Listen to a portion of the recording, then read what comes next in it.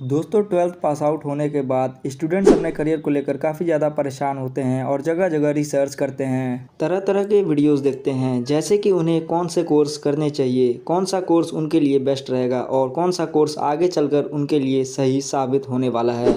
तो अगर आप भी अपने इंटरेस्ट के हिसाब से कोई कोर्स या फिर कोई डिग्री करने की सोच रहे हैं तो आज की इस वीडियो में आपको एक ऐसी डिग्री के बारे में बताएंगे जो काफ़ी ज़्यादा पॉपुलर होने के साथ साथ इसकी कंपनियां काफ़ी ज़्यादा डिमांड भी करती हैं और साथ ही इसकी मार्केट वैल्यू भी काफ़ी ऊपर है। तो आज की इस वीडियो में हम बात करेंगे बीएससी कंप्यूटर साइंस क्या होता है, इसकी एलिजिबिलिटी क्राइटेरिया क्या क्या होती है और इसे पढ़ने के लिए कौन कौन से सब्जेक्ट से पास होना इम्पॉर्टेंट होता है। साथ ही बीएससी कंप्लीट करने के बाद आगे हम कौन कौन से कोर्सेज कर सकते हैं, इसकी जॉब प्रोफाइल क्या हो सकती है, इसके अलावा एम्प्लॉयमेंट एरिया क्या है और इसको करने के बाद जॉब में हमें सैलरी कितनी मिल सकती है। तो अगर आप बीएससी कंप्यूटर साइंस डिग्री से रिलेटेड इंपॉर्टेंट इन्फॉर्मेशन लेना चाहते हैं तो वीडियो को बिना स्किप किए एंड तक ज़रूर देखिएगा। सबसे पहले बात करते हैं कि बीएससी सीएस की फुल फॉर्म की। तो इसका full form bachelor of science in computer science होता है, यानी यह एक यूजी कोर्स है यानी under graduate course. BSc computer science course के ड्यूरेशन की बात करें तो यह कोर्स लगभग 3 साल का होता है और सेमेस्टर वाइज यह कोर्स 6 सेमेस्टर का होता है और इस कोर्स को आप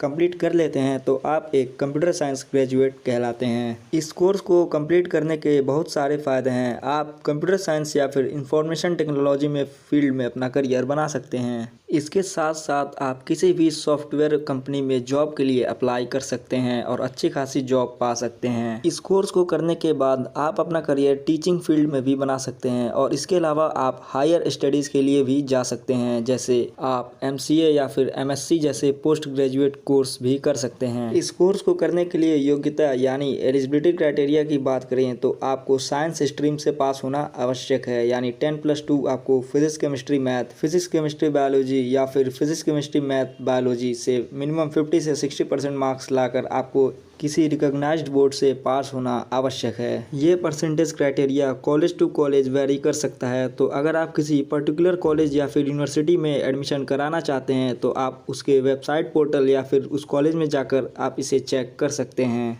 एडमिशन प्रोसेस की बात करें तो डायरेक्ट एडमिशन, जिसे आप मेरिट बेस्ड एडमिशन भी कहते हैं, और एंट्रेंस एग्ज़ाम द्वारा एडमिशन होता है। फिर वही बात, यह कॉलेज टू कॉलेज वेरी कर सकता है। तो अगर आप किसी पर्टिकुलर कॉलेज या यूनिवर्सिटी के लिए अप्लाई कर रहे हैं तो यह ज़रूर कंफर्म कर लें कि उस पर्टिकुलर कॉलेज या यूनिवर्सिटी में आपका एडमिशन किस प्रकार होने वाला है, एंट्रेंस एग्ज़ाम द्वारा या फिर डायरेक्ट या मेरिट बेस्ड। फीस की बात करें तो यह हर कॉलेज टू कॉलेज वेरी करता है और हर कॉलेज या यूनिवर्सिटी में इसकी फ़ीस अलग अलग होती है, चाहे वह गवर्नमेंट हो या प्राइवेट। अंतर यह होता है कि फ़ीस गवर्नमेंट वाले में काफ़ी कम लगती है और वहीं प्राइवेट में इसकी फ़ीस गवर्नमेंट के मुकाबले ज़्यादा लगती है। अगर आप फीस के बारे में ज़्यादा जानकारी प्राप्त करना चाहते हैं तो उस पर्टिकुलर कॉलेज या यूनिवर्सिटी के वेबसाइट पोर्टल या फिर उसी कॉलेज में जाकर आप उसको पता कर सकते हैं। तो आइए बात करते हैं बीएससी कंप्यूटर साइंस कोर्स की सिलेबस की। तो यह कोर्स 3 साल का होता है जिसमें टोटल 6 सेमेस्टर होते हैं। सबसे पहले बात करेंगे पहले सेमेस्टर यानी फर्स्ट सेमेस्टर के सब्जेक्ट्स की। तो इसमें टोटल 6 सब्जेक्ट्स होते हैं। Basics of computer science, English,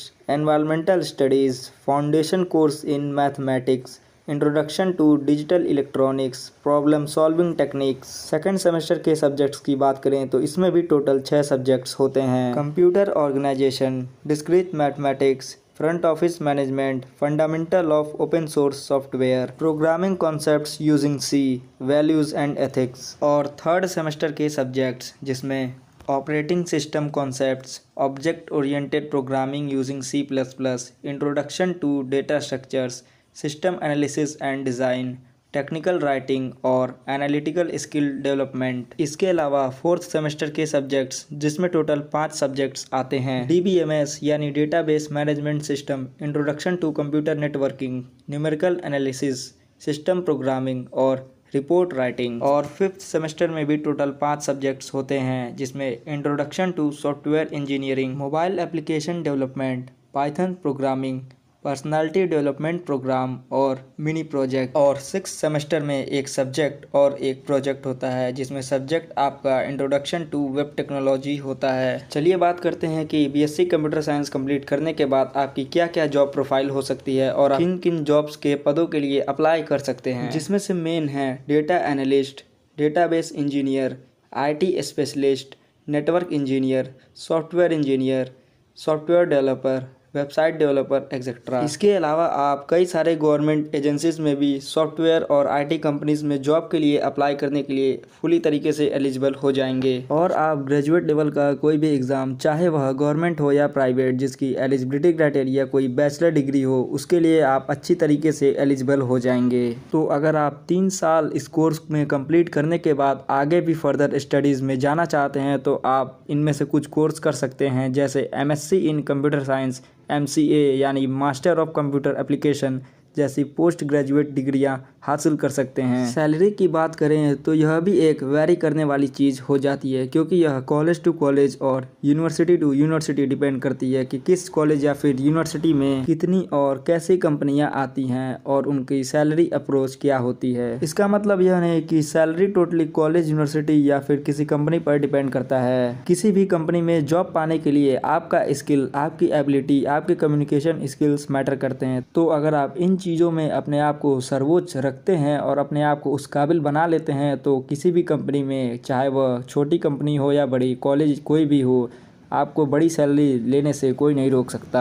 फिर भी अगर आपके मन में कोई भी डाउट हो रहा हो तो चलिए हम बात कर लेते हैं BSc कंप्यूटर साइंस को कंप्लीट करने के बाद इसकी एवरेज सैलरी कितनी मिलती है। तो इसकी सैलरी 3.6 to 4.8 LPA तक होती है और यह फ्लक्चुएट करती रहती है। और अगर आप में कोई काबिलियत की कमी नहीं रहती है और जैसे जैसे आपका एक्सपीरियंस बढ़ता जाता है, यह सैलरी भी ग्रेजुअली इंक्रीज करती है। दोस्तों, आई होप कि इस वीडियो को देखने के बाद आपको BSc कंप्यूटर साइंस को लेकर जो भी आपके मन में डाउट उत्पन्न हो रहे होंगे वो क्लियर हो गए होंगे। और इसके अलावा आपका कोई भी डाउट रहता है तो आप नीचे कमेंट बॉक्स में हमें बता सकते हैं। और ऐसे ही वीडियोस को देखने के लिए हमारे चैनल एग्जाम वाले भैया को सब्सक्राइब करके ही जाइएगा, क्योंकि अगर आप इसे सब्सक्राइब करते हैं तो हम जैसे ही नया वीडियो अपलोड करते हैं उसकी नोटिफिकेशन आपके पास तुरंत पहुँच जाती है। तो चलिए मिलते हैं नेक्स्ट वीडियो में, तब तक के लिए जय हिंद।